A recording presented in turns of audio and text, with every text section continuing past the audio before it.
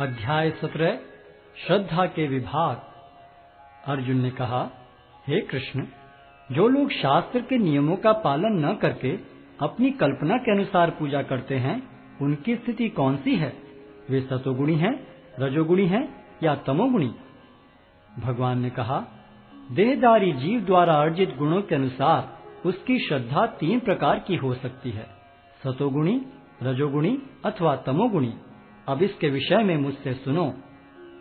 हे भरत पुत्र, विभिन्न गुणों के अंतर्गत अपने अपने अस्तित्व के अनुसार मनुष्य एक विशेष प्रकार की श्रद्धा विकसित करता है। अपने द्वारा अर्जित गुणों के अनुसार ही जीव को विशेष श्रद्धा से युक्त कहा जाता है। सतोगुणी व्यक्ति देवताओं को पूजते हैं, रजोगुणी यक्षों व राक्षसों की पूजा करते हैं और तमोगुणी व्यक्ति भूत प्रेतों को पूजते हैं। जो लोग दंभ तथा अहंकार से विभूत होकर शास्त्र विरुद्ध कठोर तपस्या और व्रत करते हैं, जो काम तथा आसक्ति द्वारा प्रेरित होते हैं, जो मूर्ख हैं तथा जो शरीर के भौतिक तत्वों को तथा शरीर के भीतर स्थित परमात्मा को कष्ट पहुंचाते हैं, वे असुर कहे जाते हैं।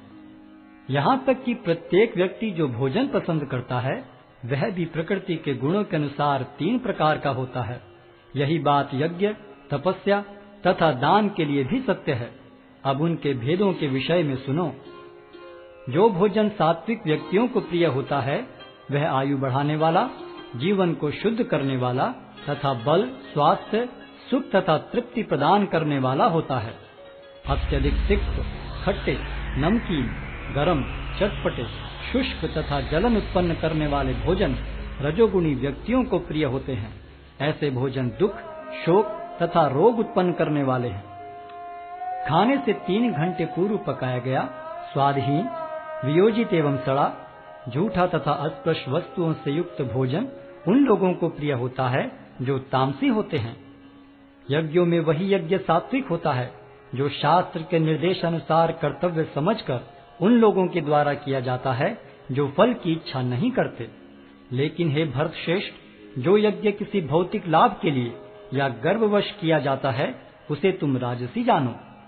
जो यज्ञ शास्त्र के निर्देशों की अवहेलना करके, प्रसाद वितरण किए बिना, वैदिक मंत्रों का उच्चारण किए बिना, पुरोहितों को दक्षिणा दिए बिना तथा श्रद्धा के बिना संपन्न किया जाता है, वह तामसी माना जाता है।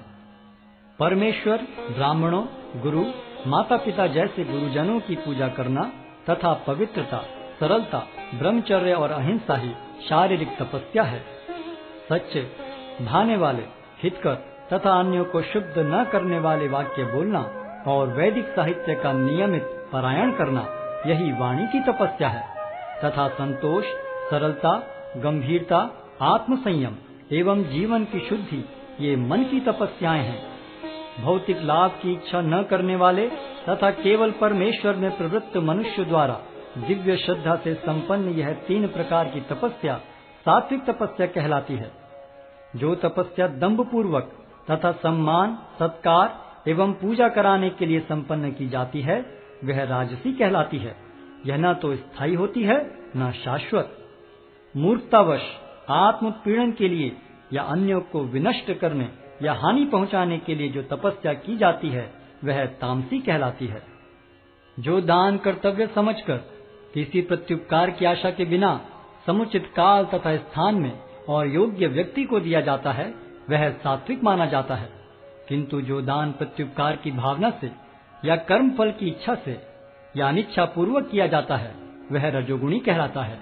तथा जो दान किसी अपवित्र स्थान में, अनुचित समय में, किसी अयोग्य व्यक्ति को या बिना समुचित ध्यान तथा आदर से दिया जाता है, वह तामसी कहलाता है।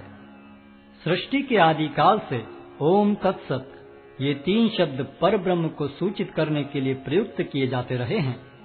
ये तीनों सांकेतिक अभिव्यक्तियां ब्राह्मणों द्वारा वैदिक मंत्रों का उच्चारण करते समय तथा ब्रह्म को संतुष्ट करने के लिए यज्ञों के समय प्रयुक्त होती थीं। अतएव योगी जन ब्रह्म की प्राप्ति के लिए शास्त्रीय विधि के अनुसार यज्ञ, दान तथा तप की समस्त क्रियाओं का शुभारंभ सदैव ओम से करते हैं। मनुष्य को चाहिए कि कर्म फल की इच्छा किए बिना विविध प्रकार के यज्ञ, तप तथा दान को तत् शब्द कहकर संपन्न करे। ऐसी दिव्य क्रियाओं का उद्देश्य भव बंधन से मुक्त होना है। परम सत्य भक्ति में यज्ञ का लक्ष्य है और उसे सत शब्द से अभिहित किया जाता है। हे प्रथापुत्र, ऐसे यज्ञ का संपन्न करता भी सत कहलाता है। जिस प्रकार यज्ञ, तप तथा दान के सारे कर्म भी जो परम पुरुष को प्रसन्न करने के लिए संपन्न किए जाते हैं, सत हैं। हे पार्थ, श्रद्धा के बिना यज्ञ, दान या तप के रूप में जो भी किया जाता है वह नश्वर है, वह असत कहलाता है और इस जन्म तथा अगले जन्म दोनों में ही व्यर्थ जाता है।